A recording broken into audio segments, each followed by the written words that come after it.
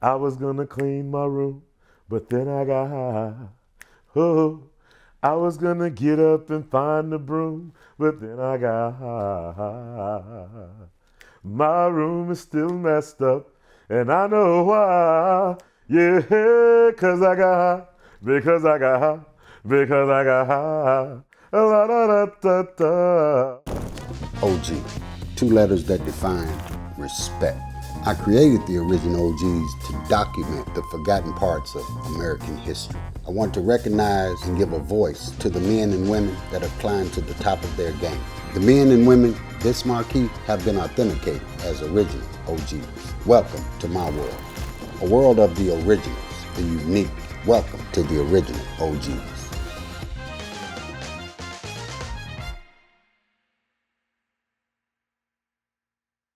Welcome to the original OGs, and I'm your host, OG Mr. Rick. Hey, once again, we got a dynamite show for you, so get comfortable, because we're finna work it and make it happen.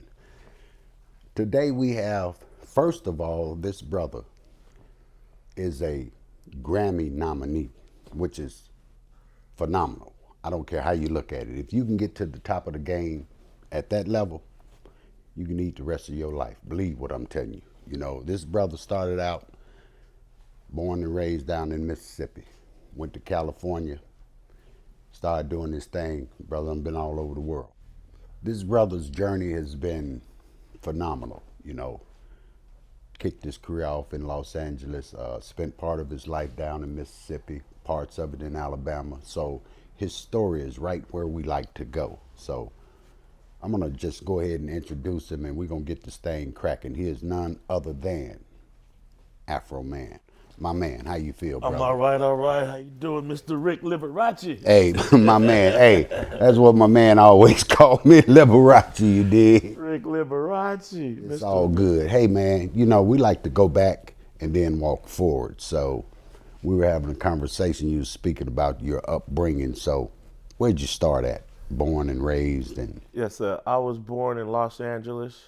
You know, I was born in Los Angeles. My mom got sick when I was like 5, and she was Pentecostal.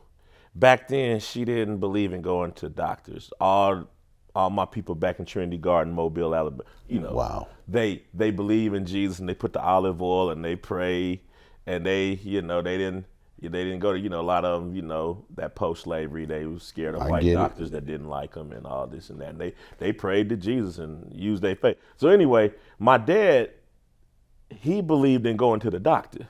And my mama didn't want to go, so he got scared. He didn't want my mom to die on him on his watch. Right. So he packed me and my mom up and sent us to Mobile, Alabama. So that's where I learned how to, at my granddaddy's church, I learned how to sing on key, get rhythm, you know. So how did that start? What, at my granddad's church? Or How did you get involved into the musical part of it? yeah, man, you know, my mama and my granddaddy, they believe in discipline, you know. Right. So like, I was running around the church grabbing girls on the butt, and you know, so I stayed getting a whooping. Right. And then if I play in church while the preacher preaches, I get a whooping right in front of everybody. So after about 20, 30, 50 whoopings, you start wondering, how can I stop this? Exactly. So my mom played the organ, Wow. and I need to show my mom that I was not screwing around in church. So I tried to play the drums, but every little boy in church played the drums. You know what I'm Right. saying? So yeah, let me burn the light one more time. Okay, every little boy played the drums. So I couldn't hardly play. We had to sit in a line to get a chance to play the drums. Oh, yeah. You know what I'm saying? So like, Wasn't feeling that. yeah, man, the oldest dude will always take the sticks from you. So we had a brother that used to come from McGee. What His is name- McGee? McGee, Mississippi. Okay. He'd drive down to Mobile, Alabama, Trinity Garden, and he played the guitar. And he was like a Pentecostal church Chuck Berry. When he came, people that didn't shout would shout, and when he came, the church went crazy. Wow. And I used to get happy when he came, and I loved him. And I thought to myself, if I could play the guitar, I wouldn't have no competition because nobody played a lead guitar in our church. We had, or the women played the organ, the boys played the drums, and that was the end of our church. We had to see guitar players at other churches when we visited. Right. You know, so when Brother Grubs would come, I'd run out, and I was so happy to see him. I told his amplifier, and the amplifier was bigger than me. I get it. But I told it, he'd be like, thank you, little brother Joseph. You know, and I told it, and I felt important because I was bringing in Brother Grubs amplified, and everybody looked at me like, you know, all the other little boys had to stand there and look. I'm like, no, I'll be there. Like, no, I got this. I told Brother Grubs amplifier. So Right. I told Brother Grubs big amplifier in the church, set it up, plug it up for him, and get all his stuff ready. So by the time he through shaking hands and hugging neck, his He guitar ready to hot go. and ready to go. And he'll come every now and then, and I said, boy, sometime at church, I look out the window. We didn't have no Facebook and no telephone. I'd be in church, I'd be looking at that big concrete window, and I see that car pull up, I run out the church. That's the only time I could get up and run out the church. Right. I said, why you run out of church? I was helping Brother Grubs bring in, okay. all right, boy. Boom. So Brother Grubs, he made a lot of money. He chopped trees and stuff. He bought him another guitar. Oh, wow. Another amplifier. And he came in with a new one. And I helped him tote that in and plug that up. So after the service, he was shaking everybody's hand and I took his stuff back to him. He said, hey, Brother Joseph, you can have my old guitar. Wow. Man, we was some poor people, man. We was Alabama. My mama couldn't afford to get me no an electric guitar too. Wow. I had to be good, and maybe she can give me the acoustic kind with the hole Right. in it, you know. So he gave me a guitar. I had a guitar. So after church, he had showed me a few chords. You know, he said, "Put your finger right here, put it right there." He said, "Now go." He said, "Now switch up." Yeah. And then my mom bought a guitar book. So she played the organ. She knew music theory. She got Right. degrees in music theory. So even though she don't know how to play a guitar, she know where my fingers and my hands supposed to go. Right. So she would play the chord and tell me where to hit my situation. Long story short, I started playing the guitar. Wow. As a little boy, and that's how I'd play the guitar to show my mom I was helping out the service and I wasn't running around church grabbing girls over the butt and stuff when I'm supposed to be, listening. So if I did something, it'd stop me from doing mischievous things. And that was the beginning of your Yes, sir. career. Yes, sir. What did you say his name was? Brother Grubs. Is he still living? No, he passed. God rest his soul. My condolences and love to the Grubs family. I wish I could figure out who his people was, because I just want them to see what Brother Grubs did for you. I mean, not all the bad cursing and stuff. He Right. taught me how to play the guitar, you know. And I just want them to see and know that the good deed he did is feeding my children and my family. Exactly. And I love him. Exactly. Yes, sir. Did he live long enough to see your success? No, he died when I was a little boy. He cut a tree and they said it came back on him. Wow. And yeah, I remember his family was devastated. I love his family. I imagine you were devastated. Yeah. This guy changed your life, man. Yeah, you know what? I didn't know we was gonna bring him up today, man. Golly, that's something. But yeah, But I that's love important. him. Yeah, that's very He important. gave me that free guitar. We didn't have no money. Right. Didn't have no money. And then it began a craft for you that has taken you throughout your life. Yeah. That's very important, man. We need to pay reverence to people that do those things in our lives, man. And that's a beautiful thing. It's really, how would I say, impactful to me to see how you feel about that. Yeah. Because you have a beautiful life, man. Yeah. And in one moment, this guy changed your life. Yes. Hey, we always want to honor people like that, man, because we never know when we change someone's life, brother. Wow, yes. Yes. I mean, your stature today, you never know when you speak to people, take pictures with people, what have you, they watch you perform. In that moment, you change their lives. Yes, sir. That's very important, man. That's what we're here for. Had that not happened, you and I wouldn't be sitting here. Amen. You know, and I don't want to think about that. You know. Yes, yes. So you know, shout out to brother for doing that. Brother Grubs. You know what? And I can count the rappers on one hand in hip hop that can play the guitar. You got Wyclef, Scarface plays the bass, and it might be some other rappers that I don't know about. Maybe they don't showcase it on the camera, because I didn't showcase it in front of the camera because I didn't have that many tracks on, because I had to do because I got high with an 8-track and I didn't have enough tracks for my guitar. I couldn't get down like I wanted to. But yeah. Thanks to him, I'm maybe one of 3 rappers in hip hop, and there's thousands of rappers. Thousands and thousands. You know, so like of the known rappers, and somebody let me know if there's other known rappers that play the guitar now, because you know what I'm saying. But you know, last time I checked. Yeah, you know, and you going on, man. I saw you with a double neck guitar. Yes, sir. Yes, sir. The 12-string. And the 6-string underneath it. Look at that journey, though, brother. You know, from a man appreciating a young man for what he did and blessed him with something that changed his life. Yes, sir. That's very honorable. Yes. Very honorable. So, what was it like growing up in Alabama? It was fun. I was the only child. I got a brother, but we got different moms, so we came up in 2 different locations. Right. I love him to death, but we couldn't fellowship all the time. Is what it is. You know what I'm saying? So when we moved back, I got lonesome in Los Angeles because it was just my dad, my mama, and me. Wow. All the family was still south.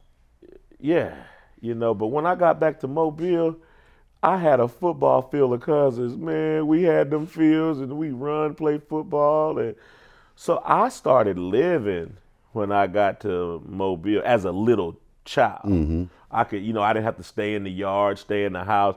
Mobile, we could go outside. Yeah, well, they wake us explore. up and kick us out. Like right. Trinity Garden was ours. Hey, just get on out. Yeah, go. She had to clean up the house, clean up with the kids in there messing up. So she kicked us. Every mama kicked their kid out during the daytime, and they all clean up the house and cook and do what they need to do, and then they all call us for dinner. In the evening. So man, it was a party. What kind of activities did you all have? Football. We played football. We didn't really have hoops back then, but we had them fields. Right. And all we needed out of 40 people was one fool to have a ball. Wow. If 40 people, 20 people, or could play, then we'd just keep adding on. You on their side, you on their side. We got the new dude. You can just walk over there to the field and get drafted. So you go to Los Angeles at what age? 13, actually 12. 12. Yeah. Start high school there? I was homeschooled for a while, and when they tried to put me back, they were saying how, I was slower than whatever. So I was a big 6th grader. So I came back. I was in 6th grade. I was 12. I was either 11. I was either 11 going on 12 that summer, whatever. Yeah, no, I was 12. I was 12. I was a big 6th grader. I was a big corn-fed Mississippi 6th grader. So when I came to L.A., I had to go to the 6th grade. Okay. So now you get there. Are you still playing the guitar? I played the guitar in church when I went with my mama. You know what I'm saying? But were you playing at home? No, because in L.A., the little boys wasn't into instruments. They was toting radios down the street on their shoulder, break dancing. So I thought I'd fit in better if I put my guitar in the closet and, get into pull some my hip pants hop down a little bit and, learn how to break dance. I get it. Were you in Mobile? My mom, we was living with my grandfather for years. My mom joined what they call a crusade. Oh, okay. That's like a traveling preacher. Were you living in Mobile or outside of Mobile? When we went back to California. You went from California, then you went back to Alabama. Yes, sir. So did you go back to Mobile or outside of Mobile? My mom got a job playing the organ for a traveling preacher. I had to go with her, and so I was homeschooled, and every night we would have service. And that's why I really think I got good at playing the guitar, because every night I was practicing playing. We had church every night. Bam, bam, bam, bam, bam, bam. So my mom would play the organ, and I'd play the guitar to show my mom I wasn't running around being bad. She Right. can always look over there and see me doing the right thing. So, You Mom, hanging right out with yeah, her. because my mom used to give me 5 licks before we left the house. I used to get whoopings before we went to church. You're supposed to get whoopings after church. No, this She's for like, okay, what you Joseph. gonna She do. said, come here. I'm gonna give you some reminders. She said, stick your hand out.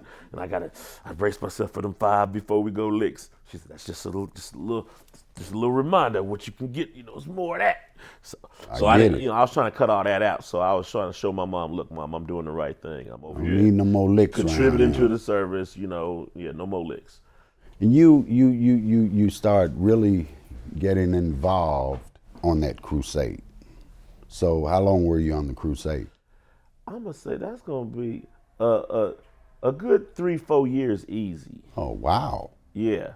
So you had plenty of time to Yeah, practice. every night. Wow! Every night. Yes, sir. Every now and then, we didn't have service or something, but when you don't have service, you don't raise offering. You don't raise offering, you ain't making no money. Ain't nothing happening. Amen. Yes, sir. So we was having church. So that goes on, and you go back to what? Los Angeles. My dad, the preacher my mom was playing the organ for, he kind of settled down in Hattiesburg, Mississippi. So when my mom and my dad reunited, he came to Mississippi. He bought a house in Hattiesburg. Okay. And me and my mom and some people that preacher know, we had converted a school bus into an RV. Okay. And we were staying in the school bus because we was traveling, going to different places to set Right. up a big tent, and we'd have service, you know what I'm saying? He was making a lot of money in Hattiesburg to the point where he bought some land in Hattiesburg, and it seemed like we wasn't leaving Hattiesburg.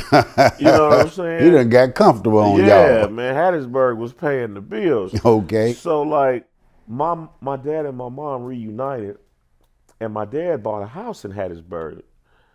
And my dad was staying there. He was gonna start his own lawnmower repair service. Okay.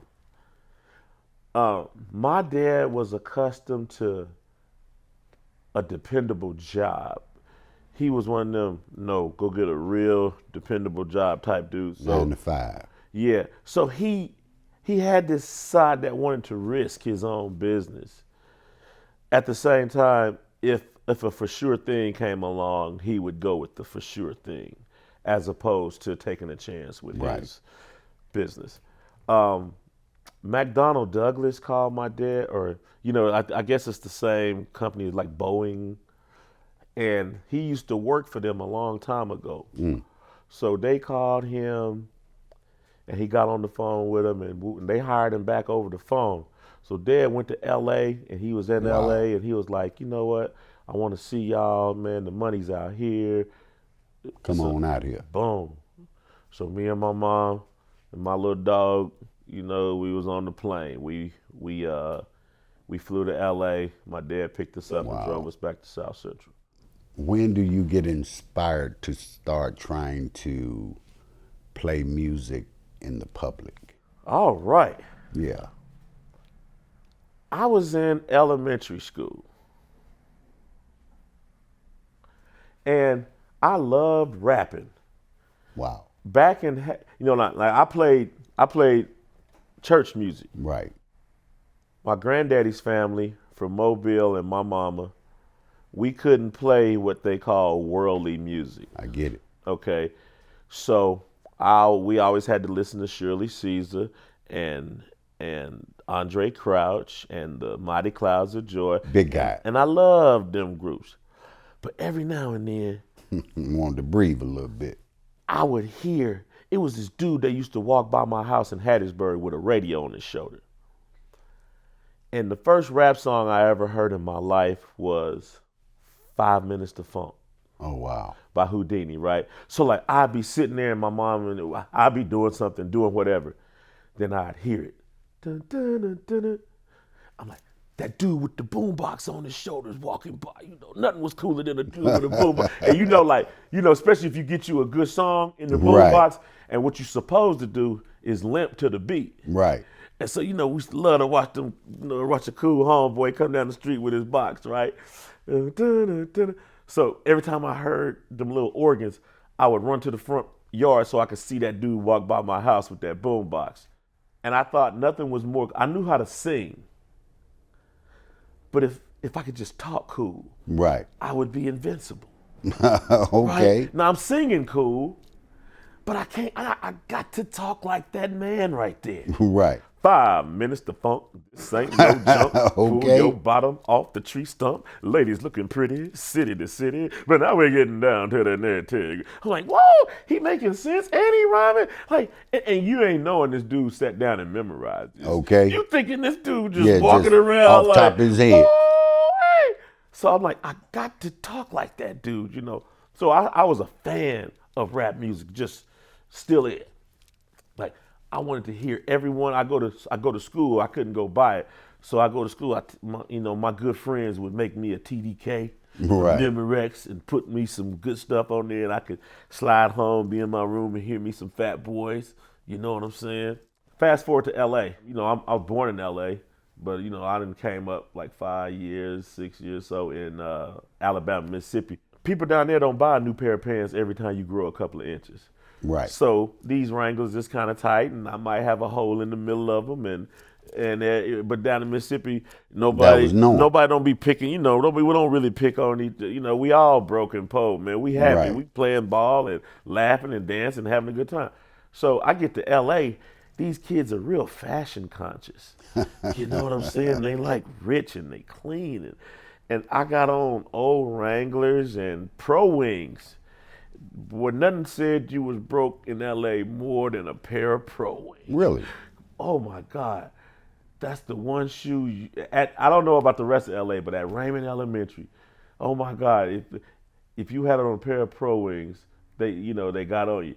Now, it was this girl. She was mean. She was cute, but she was mean.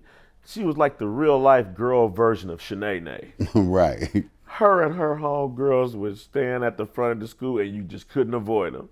And they like, oh my God, look at this. Pro Wing. Oh my, they just got everybody. And they did. People around, little kids be crying. The principal be trying to comfort them, and they was terrible. And she got on me, and I went home. I didn't know what to do.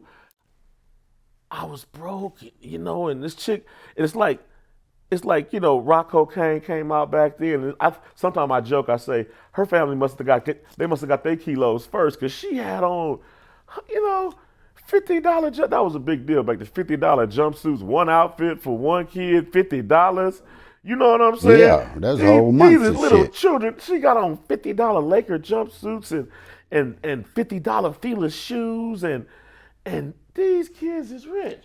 You know what I'm saying? And my folks from the South, that's nonsense to my dad. Right. You finna get them $12 pair of Pro Wings. And these old ones ain't even ripped up yet. You can wear them, wash them, and so. Been there. Well, her name was Carrie. And I was so mad, and I had a little homie named Dion. He was Snaggletooth, and he had it tough too, but that was my dog. He when I got to L.A., he was telling me how to read graffiti and what not to say and what not to wear and do. I love little Dion, so that was my little friend. We got there one day, and I heard Lottie Dottie, Slick Rick. Right. Then I watched Red Fox, and Red Fox his hair would be uncombed, his clothes was wrinkled, but by the time he got through with a rich man in the elevator, you wanted to be him instead of the rich man. So I tripped on that little art, and my dad was like that too, and my uncle was kind of like that. So I used Slick Rick's rhymes as a blueprint because I didn't know how to write or rap. So Right. I hit pause and play. So he said, Carrie, she was light skinned.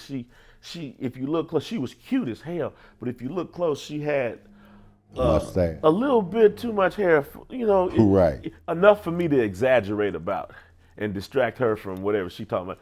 Lottie Dottie, her name was Carrie, so I wrote Harry Carrie. Wow. So I would play Slick Rick's rhyme. He go, Lottie Dottie, we likes to party. Then I'd be like, Harry Carey, ate her on cherry. That's why her lips are very hairy. And then, so I did a Lottie Dottie, but it was Harry Carey. I did a Right. whole song about her mustache. So my little buddy Dion beatbox. So Dougie Fresh beatbox for Slick Rick. Dion beatbox for me. We go to school. Like I say, rapping was a craze. If you attempted to do it, people gather around like a fight. Right. Dion started beatboxing. I was on top of one of them little benches. And I was like, Harry Carey. Back in the day, the older homies would say, if you eat that, you eat a girl, you get hair on your lip and all Right. that type of stuff. So I said, Harry Carey ate her own cherry. That's why her lips are very, very hairy. Wow. And everybody, ooh. And I said, you're going to like this one because it's a winner. I remember one night she invited me to dinner. Opened the door. She said at ease. That night she cooked macaroni and cheese. I did not care. Pulled up my chair. Opened up my mouth. Got a mouthful of hair. I said, Carrie, what you put in this trash? She said, I'm sorry, Joseph. That's my mustache. I looked at her and she said, what? She said, I tried shaving, but the razor wouldn't cut. And I did the whole stick. And what I didn't realize was I knew it was a parody off of Slick Rick. But the kids at the school didn't know it. I was a rapper to them. I might as well been Eric B, LL Cool J, KRS-One. They went crazy. And Carrie was stunned because she never had it reversed on her. Right. And that's when I discovered I could rap. At first I was just, I always wanted to do it. Right. But that was the first time I had executed. Convince yourself you could do it. I did it. Yes, sir. And that was my first song. And it's amazing that you still remember that song. Can't forget it. How did you begin to get involved in hip hop? I knew I could sing. Damn near all black people can sing. Right. Start them young and they will. But I knew I sung better than the average black person. I knew I wasn't the best, but I knew I wasn't A, but I knew I was B or C. I knew I wasn't Jordan, but I was damn sure Scottie Pippen. You know what I'm saying? Yeah. Yeah, so I told myself, I sing good. I said, if I could just talk like that. So that's when I got involved in hip hop, when I had the desire to talk like Houdini. First record. I made my first record. We moved from LA to Palmdale, California. I went to class, and of course, I had my challenges in the suburb because I was black. Palmdale, California, at the time, kind of still is a white suburb of LA. Oh, really? Dad was trying to get me away from South Central, the gangs and the dope. I was starting to get busy. He bought a house up there. He was getting on me. We was going through. So he was being daddy. Right. Amen. So I was adjusting to him because I was with my mama. All them years I was playing the guitar. I was still I was a good boy. You know what I'm saying, and everything. And I was respectful and good to my dad. I was having trouble being that when they left. Right. And then I was cool and I thought I could get away, but then I fuck around and get caught. Damn, I gotta talk to this dude again. I mean, no, it ain't supposed to go like that. So anyway, Dad bought a house up in Palmdale. So I went to school up in Palmdale. And again, I had my, black challenges in a white suburb. Right. That, they had a reason for being in the suburb. And I was defeating that purpose by being, I didn't, I'm just a kid trying to do whatever the hell we doing. One day I was in class and a kid tells a joke. The joke was funny. I laughed at it. He goes, I used to call myself Big Joby back then. Big Joey. Big Joe B. You know, the homies in the 6th grade, we all named our dicks. So like, he'd get up and put some paper towels in his pants when the teacher would leave. He'd put a bunch of paper towels in his pants and the teacher would leave, and he'd turn around and be like, Big Charlie, and the class would laugh. And then the next boy would he'd grab him some paper, stuff it in his pants. He'd be like, Big D. I had to come up with something, but I didn't want to say Big Joseph or something. So I was sitting in the library and I seen this book that said Moby Dick, right? So I thought, I'm gonna switch that up. So when it got my turn, I stuffed a bunch of paper in my pants and I was like, Big Joby Dick, there she blows. And you know, so I use that for my rap name. So what I do when I get around grown people is I drop the dick part. Right, Big Joby. Yeah. And the homies knew the rest. But all the girls be like, hi, Joby. Hi. I'm like, hey, baby. You know, they go, ooh, you know. So the kid was in class with me. He goes, hey, Joby. I'm like, what's up? He goes, what do you call a black Smurf? He goes, Smigger. And all the kids laugh, including me. Right. As I'm laughing, I flip him off. The teacher sends me to the office. Wow. Like, the dude just told a nigger joke. And you didn't say You nothing. sending me to the office for politely. I got so mad that I wrote a song. I thought about Carrie. So this time I wrote a song about my teacher. I wrote this song about how little her titties was, and I put it on a tape. My mom and dad had to commute and drive longer to LA, and I would be at the house by myself sometimes. And my dad said, you know what? We gotta work, and we brought you up here. We bought this house for you. He said, you better not get in no more trouble. And my dad, he wasn't finna buy no more property. He was getting ready to F me up. Right. So I knew I had to get it together. Yeah. I had wrote my song about my teacher and I wanted to record it. Right. I ain't had no money. I went to Sage Junior High. Right next door was Palmdale High. I wrote my rap song about my teacher. Right. Now I just needed to record it. I got several songs I done wrote. Now I'm writing these songs. They not doing me no good laying around the house on paper. Right. My friends that I impressed in LA, they back in LA. Now I'm around a bunch of white people that don't even know me. I need to record a song. So I met this dude in Palmdale High. He had some recording equipment. I go over his house. He had 2 tape decks and a mixer. So he would run RCA jacks out of the tape decks into the mixer to the point where he could play an instrumental on one tape deck, hand you a microphone, and record everything on the other tape deck. We recorded a song. Then he told me he had to go. He couldn't record the other one, the one I wanted to do about my teacher. So I had his number. He said, we're going to do it this Saturday. Saturday come, he said, man, my girl's over. He'd give me some excuse or something. He wouldn't do it. He'd give me another date. Long story short, he kept kicking the time can on me. He wouldn't do it.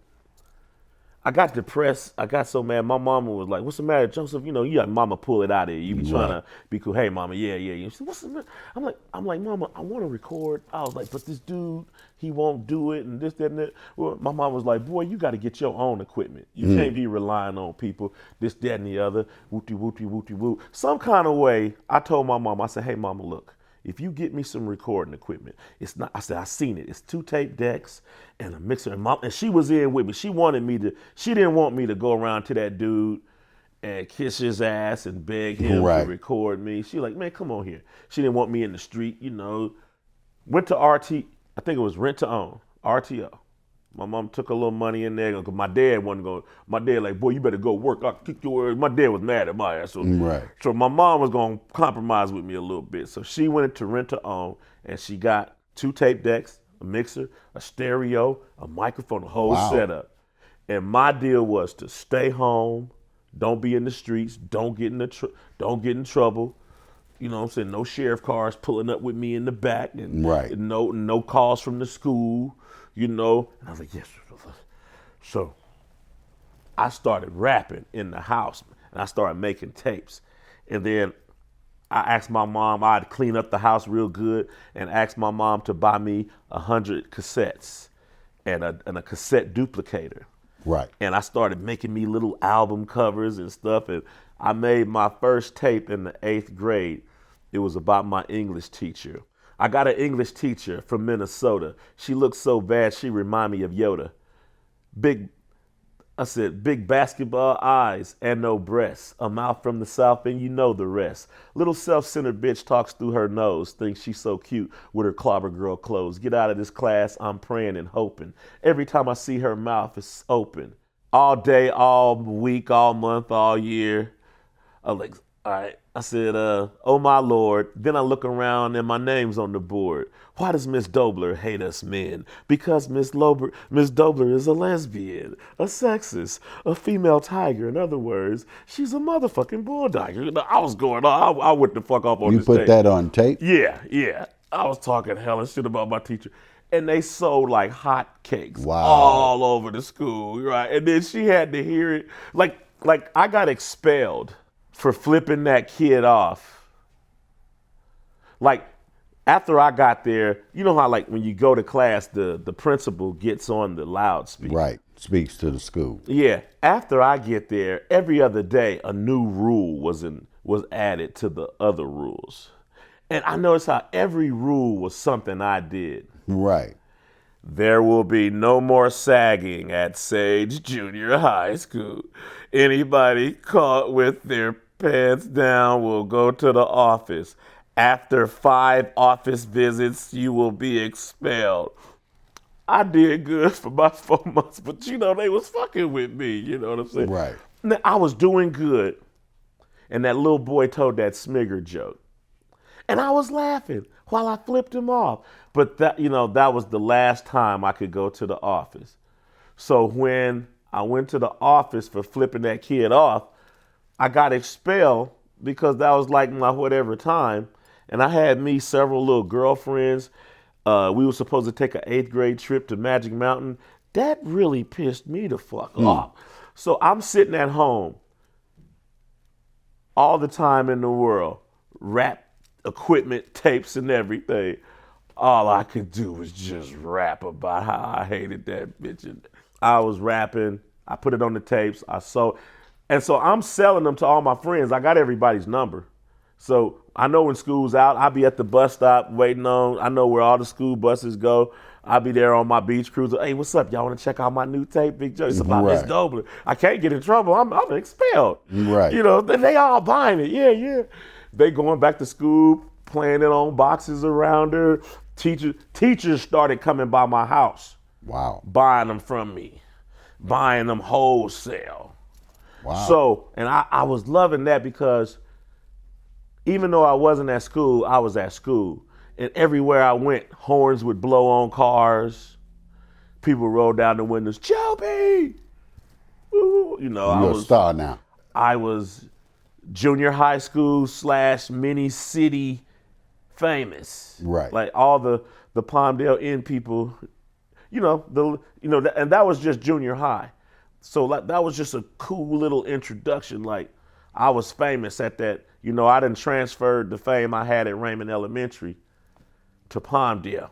Right. And I'm starting to get that feeling, like letting them know. All right, bam, they know I'm a rapper, and they liking my tapes, asking me about what's another one, and I got something to do. I'm selling them, and I'm balling. Right. I got like 1 million reflectors on my beach cruiser. I got rings on every finger, chains. You're a rapper. Yeah, a respectable one. That's the first song I ever recorded and sold and made money. And then you did what? I wrote my first song back in, I made my first tape in '88. I kept making tapes in high school and stuff, you know what I'm saying? I just kept making tapes. I kept trying to make it. Every year was a swing and a strikeout. Right. But I'm a perseverer. I didn't believe in quitting. Then I love rap music. So I like doing it.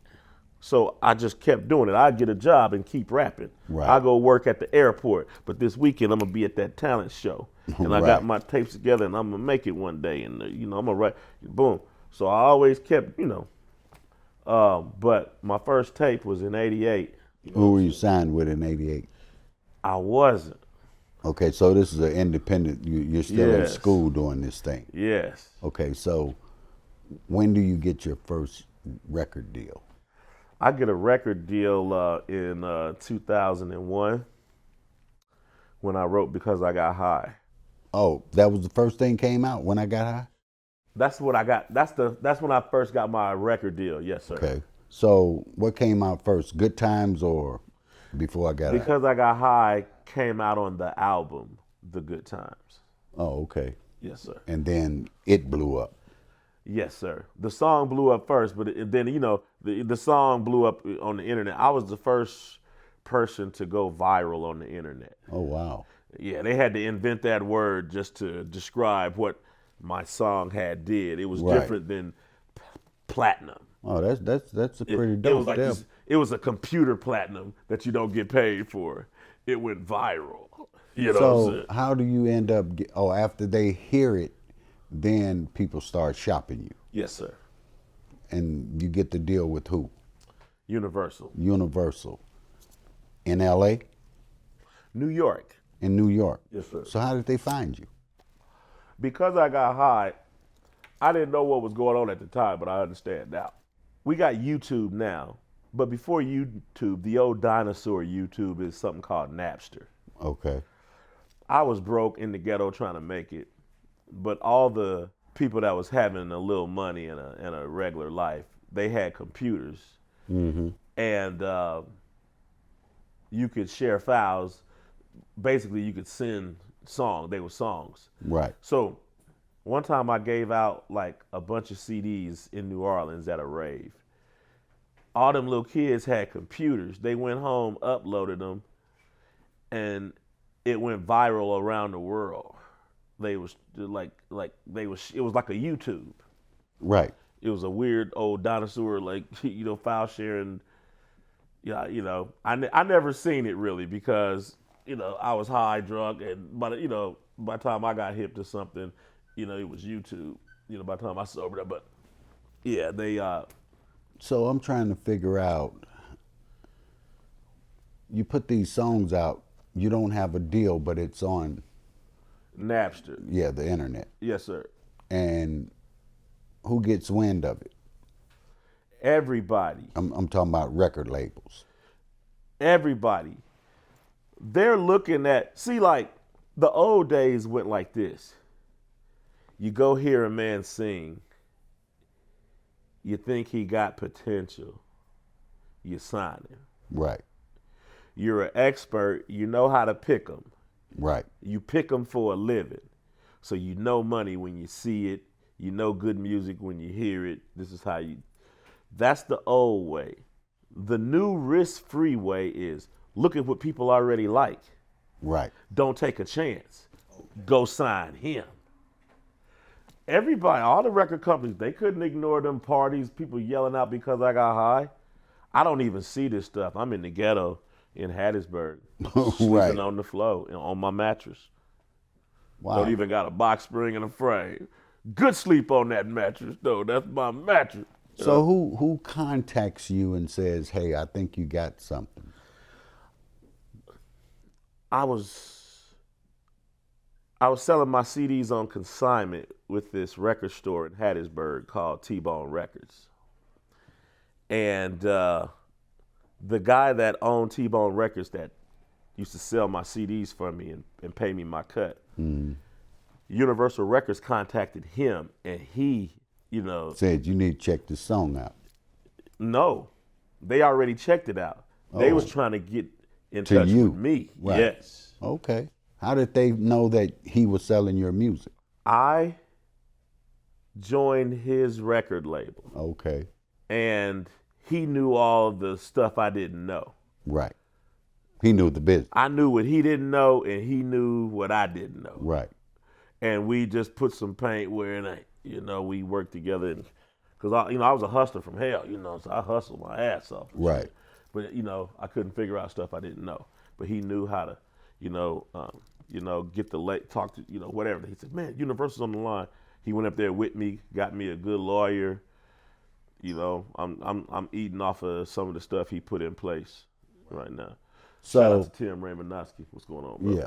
So he takes you and gets you in front of the right people. Mm-hmm. You sign a deal with Universal.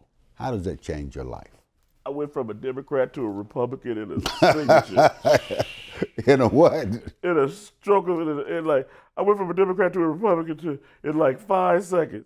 That's a joke. I get it. I'm following. I'm not voting for neither one of them because there's a black agenda that both parties is ignoring. But I'm just saying, your income supposed to dictate your party. Right. So what I'm trying to say is, in a joking, humorous way, I went from broke to rich. I get it. Yes, sir.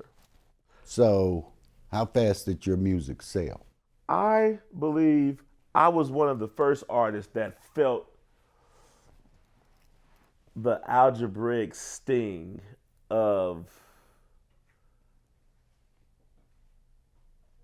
file sharing. People being able to hear your music without paying for it. Right now, you can just name who you want to hear. We can grab our phones and play it, hook it up, and bump it. Right. Now, back in the old days, you could kind of do that with the radio, but then you had to play your tape with your radio recordings for yourself because that was kind of raggedy, amongst the elite or the respectable people. I used to play my tape. I didn't have no money, so I had my tape, and when I hear the song I like on the radio, I record it. Right. And I noticed how I lost cool points when girls or some of my homies would hear the DJ, especially girls, and that's who you playing it for. Right. You play a love song like, "Hey, Kate," you're like, "Oh boy, he played it off the radio." They still love me and it's all good, but you lost.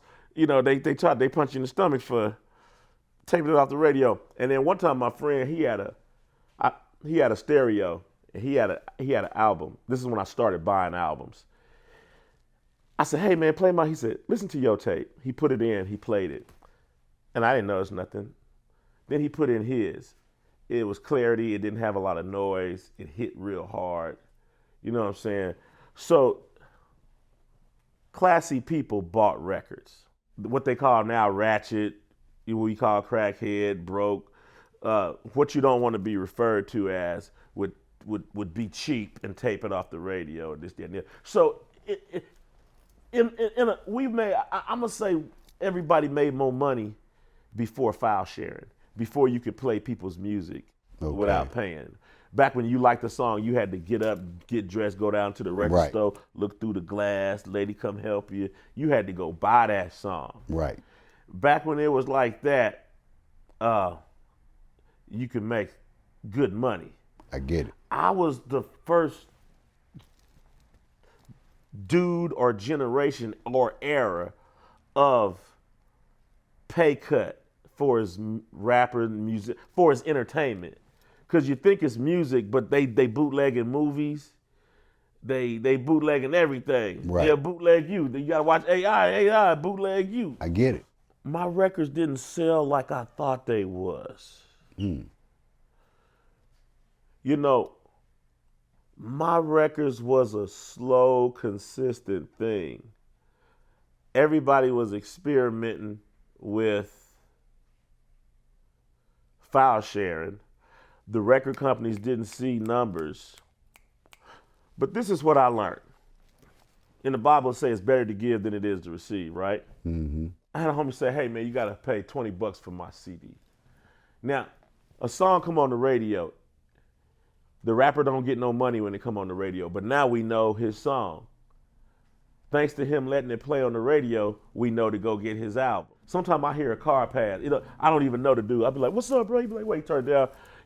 We about to shoot. We don't know what it's about. I'll be like, "Hey, man, is that new Too Short?" And he turned and smiled like, "Yeah, man." I said, "Is it good?" He's like, "Yeah, man." He showed me the tape. I was like, "All right, thank you, bro." All right, made a new friend, just trying to figure out, if that new Too Short was out. You know what I'm saying? So it used to be like that.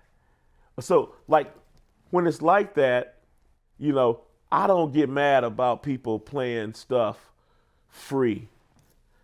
Because when I like you, Right. I want you to have my money. Right. I like your music. You touched me in a positive way. So to help you stay around, I want to spend this with Exactly. you. To Now, keep you going. there's a percentage of humanity that feels like this. I get it. So what people don't know is you can still make money if you go about it right. Now, what happened is I think rappers and entertainers got lazy and we rely on Best Buy and other people to sell our stuff, but they'll throw your stuff off the shelf. But like, I believe if we applied ourselves, like they say, you're not applying yourself, Smokey. If we applied ourselves, you know, I'm gonna go back to cassettes, I'm gonna go back to CDs, and I'm gonna start back selling it because I go through my CD book. Pandora can't dictate to me what to listen to. If we go back to selling merchandise, even if we gotta say, they're not gonna push us like we push ourselves. Right. So if they drop me, I'm gonna pick myself up. You stop selling me, I didn't stop selling me. I get it. So I'm gonna keep on selling me. And thanks for your time, but I can't stop being me. Right. So I his gotta truth eat. is marches on. And I'm thinking if all rappers, singers, if we made our products and pushed them diligently, our people want us to have that money. And if they know how to get it to us, we can still get it. But long story short, businessmen felt like, and it kind of looked like the game was taking a pay cut. You see what When I'm you saying? came along. When the file sharing came along, like the YouTubes, Okay. and the Napsters, and when you can start the Spotifys, when that type stuff started coming around, it's like musicians and entertainers took a pay cut as far as selling records. I get it because the music became free. Yes, sir. So what I'm trying to gather is this album blows up with this song. The song first. Before I got out. Yes, sir. Okay. Your life changes. You still living in LA? No, I am in Mississippi when the song blows up. So now you in Mississippi broke, like you said, sleeping on a mattress. The song blows up. Quite naturally, you got to go on tour. Amen. Now, what is that experience like? Because now the world changes. Man, I was high on good weed. I was happy at the same time. I was kind of scared. I thought I was on World's Dumbest Criminals. You remember that show? They had set a dude up. They'd be, come on now, everything's all good, but like we go to jail for smoking weed. Right. So I'm just having a good time. Like if I can have a rap song and everything's happening too fast, I get too it. good. You know, like that's the part I'm trying to get to. Yeah. I make the song, and I'm thinking other brothers is gonna think it's cool, and I flip a gang of them, and live good, you know. But it went way past my expectation. It blew up, so I wasn't understanding like the speed of the success. Right. Like it looked like I was like, like it was too God good to damn. be true. Cameras is following me. It's like I'm setting myself up. And so it looked like I was on World's Dumbest Criminals or something. You know what I'm saying? I'm like, I'm trying to be cool. Because I'm thinking like, if I got a little ghetto fame, all the black dudes, all the homies that smoke weed and be at the club and laugh with me and have a beer, you know, at the players' ball, you know, Right. I got me a product to move around the community, and if they like it, the homies gonna spin with me, and then and I'm thinking the homies is gonna like this song, But that ain't. but the world got a hold to it, and I'm laughing and I'm grinning. I want to sing it at the same time. I'm like, damn, I don't want to smoke weed or talk about weed in front of the police over there. You know what I'm saying? Like, damn. like I really got to do this, like Right. it was kind of scary at times. But at the same time, it was fun. It was crazy. I can't describe it. Are you making money? Well, now I'm gonna say yeah, but it's a lot of stuff I didn't understand. But why are you gonna say yeah? People got phrases like ghetto fabulous. I'm anti N word, but they might say N word rich. You know what I'm saying? I'm doing good. I'm doing good for the hood, or I might can touch a suburb possibly. But I'm doing good for the hood. I'm doing good. And all I'm a real brother, so all I really want is a house and some Dayton's on my Cadillac. And I'm gonna go for more, but I'll hold my head high with with a few things. I know how to be happy with what I got. Right. So when I went to Universal, I got way more money than what I had. What I didn't know was, and I heard Ice Cube rap about it a little bit, like, y'all both got the same bank account, dumb N-word, what you thinking about, and stuff, Right. this, and the other. And then at the same time, I was in uncharted territory. What I didn't want to do was walk in here, talk wrong to these guys. The executive. Yes, sir. And blow my big chance. Right. So when they would suggest things, they was talking smart and wise. They gave me money. Don't get me wrong, I wasn't trusting them, but it was that whole thing of don't knock it till you try it. Like how you going? Let's see what they do. You know what I'm saying? It's your first go round. Right. Now what I didn't know was they said, hey man, you're gonna be on tour. You're singing. You're performing. You don't need to be worried about light bills and stuff like that. So they say, your accountant is going to make sure your light bill's paid. Oh yeah, right. He's going to make sure this. He's going to make sure all big stars have this, Right. So they say, hey, now here's your X amount of dollar check, right? And this is yours. He said, but look, you're going to be on tour. We got to get you out there. People are waiting for you. He said, we're going to put this in a joint account, and he's going to make sure all your bills get paid. All right? So you got that going on, right? Now, I'm still Richard, even with the man, swiping me here and there. How mad, now let me ask you this question. What is 100% of zero? Zero. All right now, so I'm trying to come up. So, I'm trying to come up. So I don't want to bite the hand that feed me. This man done handed me the most amount of money I ever got handed in my life. So, I'm going to hesitate when it comes to going against his will. Long as this is business, long as, Right. like they say, God bless Diddy and, whatever. But like Right. they say, we just talking business. Yes, sir. I'm getting money, so I'm trying to keep this money going. So I'm like, all right. So they say, hey, joint account. Joint account with who? The accountant? Yes, that they appointed to me. Okay. This Universal guy. Yeah. Okay. They got access to your account. They said, you got to go on tour. They said, now they own tour bus companies. They own travel agencies. So they say, hey, you got to go on tour. So they said, don't worry about it. So you're a big star now. So the bus shows up. You don't know where the bus came from. He said, we'll get you a bus, man. You're a big star. So the bus shows up. Then they put you on the bus. Now you're on the bus. They driving you around. You got a driver. What you don't know is you're paying, 3-4 times the price. If you would have picked up the phone yourself and hired your own bus driver, you would have got a real price. Right. But what you don't know is they're charging you their price, whatever that is. Whatever they want it to be. And they know what money you got, right? And then watch it. It's a cold game. So you watch how it could go.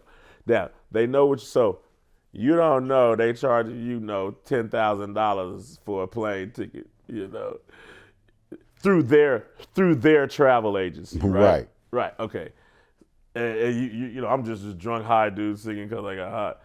They know how much money I got in my account. They gave me the money, and in a cool way, stealing it back. How's a man giving you money, stealing from you? It's like, so watch it. So he said, I'm in Amsterdam one day, and my baby mom. Overseas. Yes, sir. She calls me and tells me that the electricity is off and wooty woo. My song was #1 in Amsterdam. My song was #1 like all over the, like what? And you know, my girl was having all these problems. So I called my dad, and when I called him, boom. Yeah, her lights was off. So I called the dude. I was like, hey, what's going on? And I started asking about my money and my bank stuff. Nobody was calling me back. Wow. You know, boom, boom, boom, pop. And I don't know, like my dad started moving with me. And he just started peeping out stuff. And he's on the road with you? He came out there with me.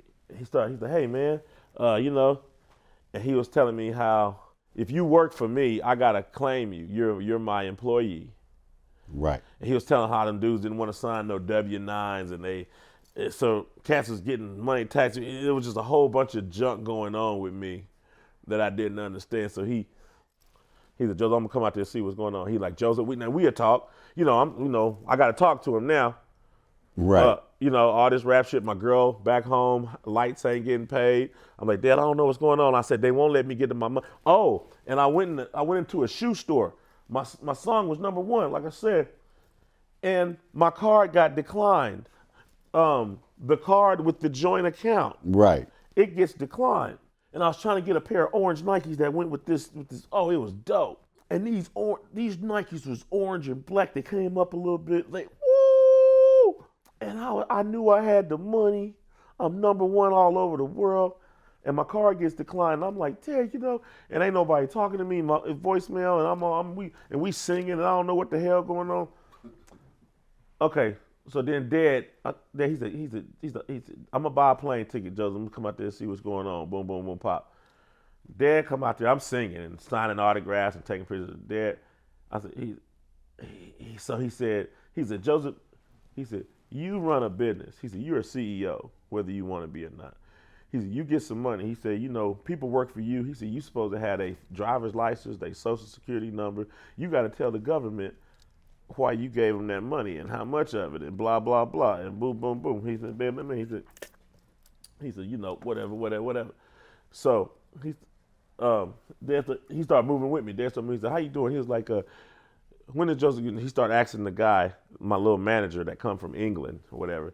He was like, how much did Joseph make on this? What is this? The money goes here, it goes there. He was like, it goes, so it was going to this New York, it was going back to Universal, whatever. They wasn't giving me the money. And they was like, you know, Universal will take care of him later, you know, whatever. So somewhere we just stopped singing and we just went to Universal. I needed some money. I didn't want to stop being on Universal. I said, hey, I had like, I think 1.2 million. By the time I got up there in the office with them, it was like 150,000. Wow. I was gonna clean my room, but then I got high. Oh, I was gonna get up and find the broom, but... If you live in a city, any city, big or small, and you would like for Mr. Rick to come to your town, get as many subscribers as you can in your town, go in the comments. Let me know who your OGs are. They could be men or ladies. Doesn't matter. As long as they have a great history, whoever has the most subscribers, I will interview them. We won't pick them. You will pick them. So we'd like to tell those stories. This is the original OGs. Don't be mistaken by imitators. Let me know why Mr. Rick should come to your city and interview the OG ladies and the OG gentlemen. That's it. That's all.